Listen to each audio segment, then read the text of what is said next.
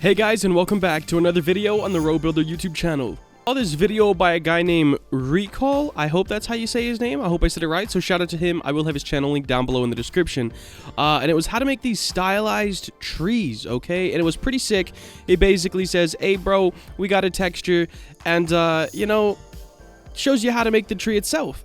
But bro, how do we get a cool texture, you may ask? Okay, so I'm gonna kind of show you guys what he didn't, if that makes sense. So, real quick, I went on to Google and I typed in cartoon leaf PNG, okay? And then I got this, alright? Then I drug it into Photoshop right here, and I made it white. Just put a color overlay, like if I remove the effects, you have this.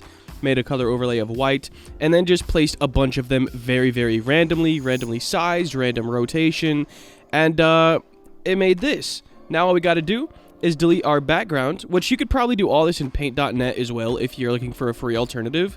I'm not really familiar with paint.net, so I didn't do it in paint.net, if that makes sense. But now we just got to export this from our Photoshop. For reference, this is a 500 by 500 canvas. I don't know, you could make it smaller or bigger. I just think that this was a good size for what I'm trying to do. So now that we got that, all we need to do is make our tree stumps in Blender. I'm guessing you guys already know how to do that, so I did do it off video. And we're also going to need a plane. So right here, Shift A, Mesh, and then plane. And you don't need to do anything with this plane, guys. Just literally export it. Basically, the top is visible and the bottom would be invisible because it's a flipped face. We could check that by going into right here, face orientation. As you can see, red means it is the back of a face, and blue means it's the top of a face.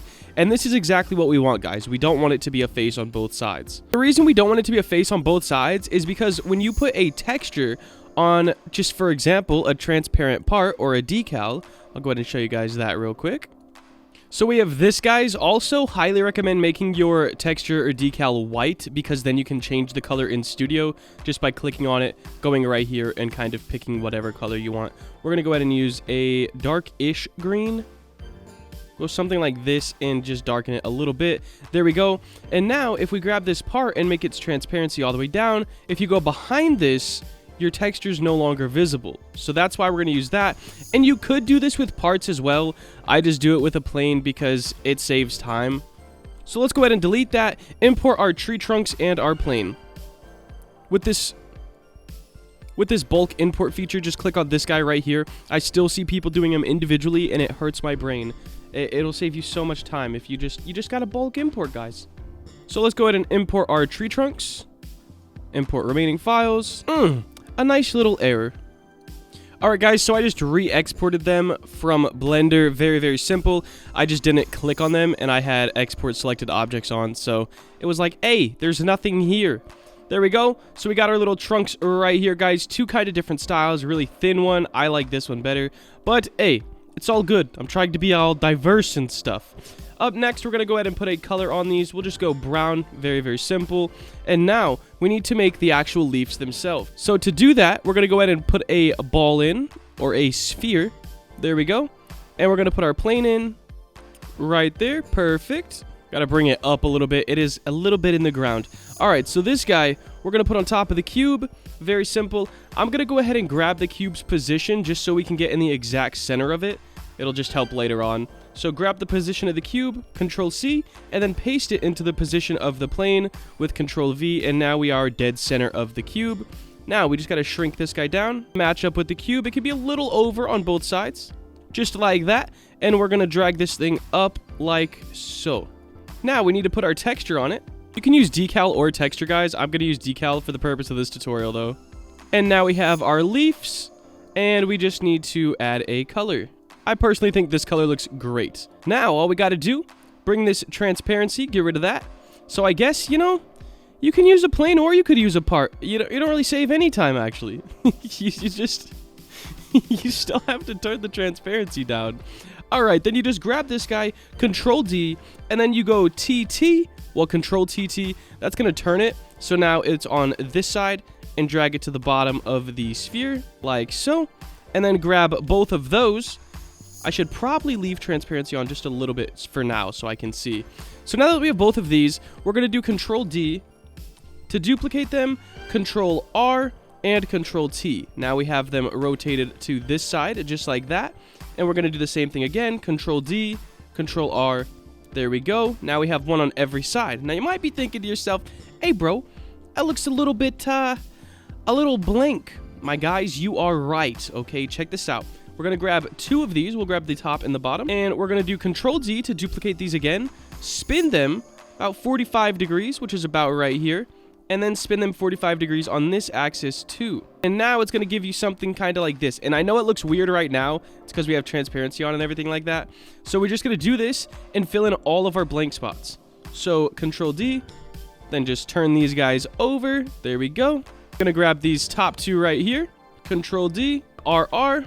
There we go. And I'm going to have to move them over a bit as well, so they're over here, not in the way. There we go. And now I'm just going to grab all of these kind of turned ones on the top like this.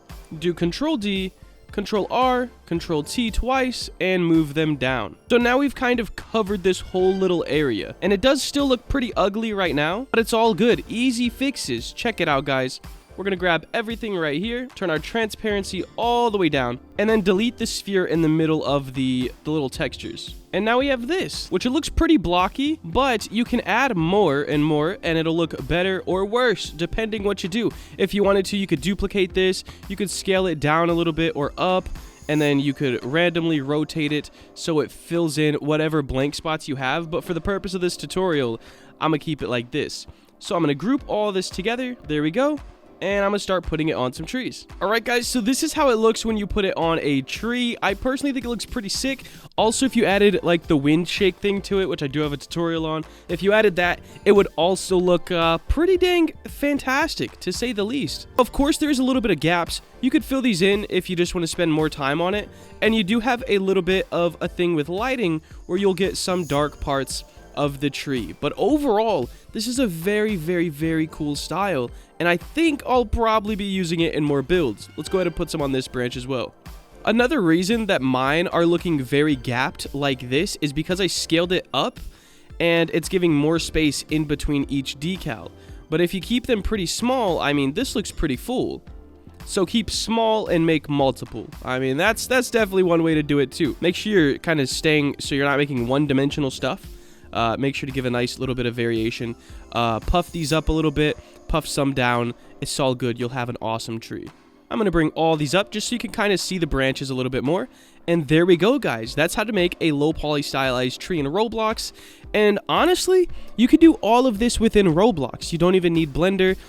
You can make the trunk, of course, in Roblox. It's a lot easier in Blender, of course. But overall, you don't need Blender at all. So we're going to go ahead and group these together. That is going to wrap up this tutorial, guys. If you did enjoy and you want to see more videos like this, make sure to like, comment, and subscribe. Have a great day. Later.